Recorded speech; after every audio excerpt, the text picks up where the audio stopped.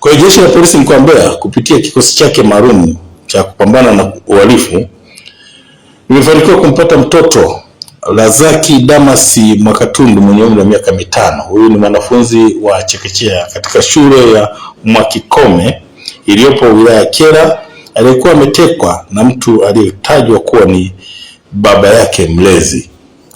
Ni kwamba Juni 1 mwaka 2026 katika maeneo ya kata ya Katumba Songwe wilayani Kyela mkoa wa Mbeya, mtoto huyu akiwa anacheza nyumbani kwao na watoto wenzake, alifika baba mlezi na kumchukua na kuondoka naye na kwenda kusikojulikana, huku akishinikiza kurudishiwa kiasi cha fedha shilingi 550,000 alizotoa kama mahari kumwoa mama wa mtoto huyo.